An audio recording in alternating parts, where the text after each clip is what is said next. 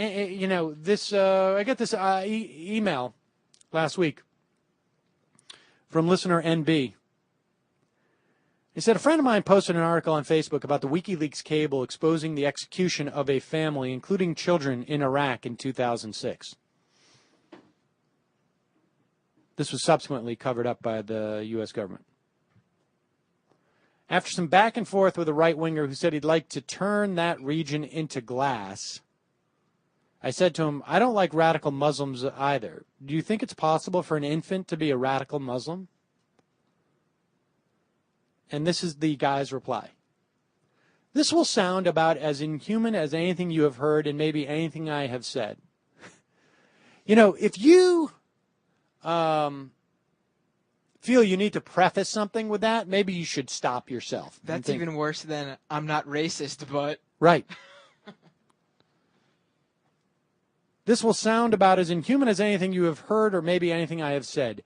They are a radical Muslim, speaking of this baby, in the making.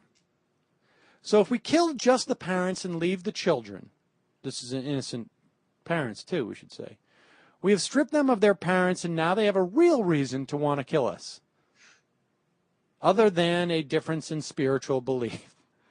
Who is going to take care of them? You and Gitmo? How many of our men and women, like Justin, this is a soldier who is also in the conversation, would it take to babysit bastardized children and relocate the millions of them around the world? Millions of displaced children. War is hell. It's awful. And I don't disagree with that, but to me is an abortion that came way too late. Like Justin, I care for the safety of my family, my countrymen, my country, and nothing more than those things. Do I want to know about it when it happens? Absolutely not. To add Justin's statement about the war, not only should D.C. stay out of the fight, the press should too. You and me need only know that we can travel to work every day and back safely. How our military provides the means to do that is not my business. This is so warped and twisted that it's almost too hard to contextualize. NB wrote, since then I've thought of a good response to this, namely that he is a coward who is willing to let others do the dirty work and have to live with himself. It's so far beyond that. He is, of course, a coward. He can't even accept the moral responsibility, never mind the actual practical responsibility. He can't even accept the obligation of seeing what's being done in his name. He can't. But ultimately buried in this is the absolutely fundamental conservative worldview. I will let someone else pay for what I have. I will go through life living in such a way so that I don't have to see the genuine expense of it.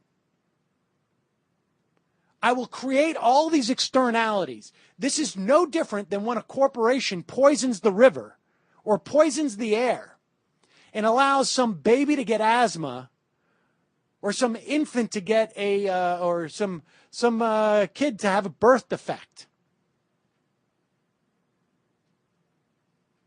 This guy will poison and kill children. And the only issue is, don't remind me that's what I'm doing. Don't remind me that I'm part of that.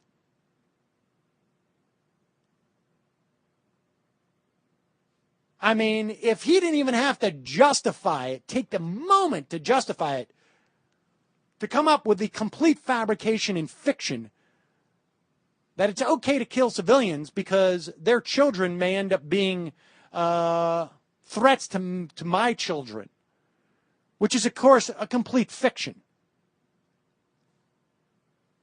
If he didn't even have to bother to come up with that fiction, he'd be that much happier. So deluded. This is the Republican, conservative, Tea Party, whatever you want to call it, mindset. Do not let a shred of doubt about the way I live my life and how it impacts others to enter into my mind. and I will listen to Limbaugh so that he can remind me that 3 hours a day, and I can watch Fox TV so that they can make sure that I live in this hermetically sealed bubble where I have to have no sense of the implications of how destructive my ideology is. The fact of the matter is, it's impossible to go through life as a human being and not create some havoc for other people or the environment or future generations or other animals. It's impossible. We simply cannot live like that with as many human beings as there are on the planet. It's just impossible. But we owe those other people, those future generations, the other live beings on the planet, at least to think about it, to weigh out each one of those decisions every time we make them, as to the implications it will have on everything else in the world. Not just our family, not just our town, not just our country, but all of humanity, all of the world. We can't always make a decision that is going to benefit those people. We're not always going to make a decision that isn't going to harm those people. But we need to think about it.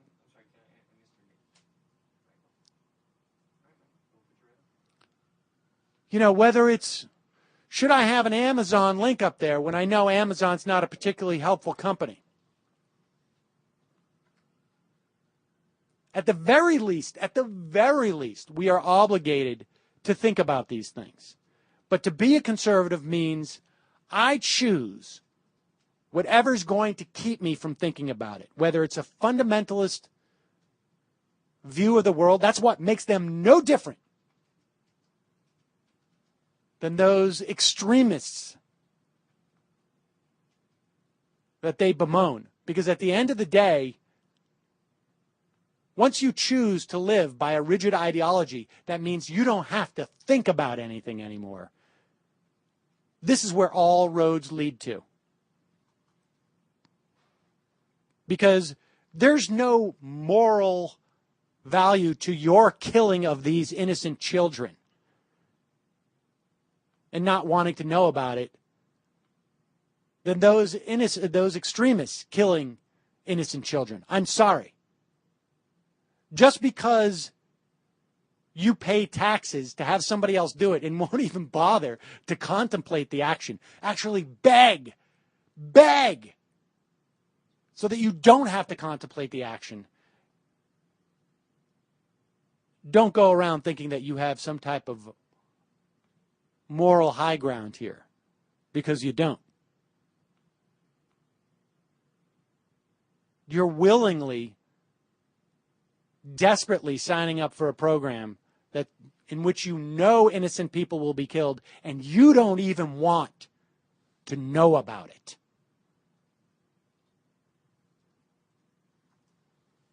That's unbelievably offensive.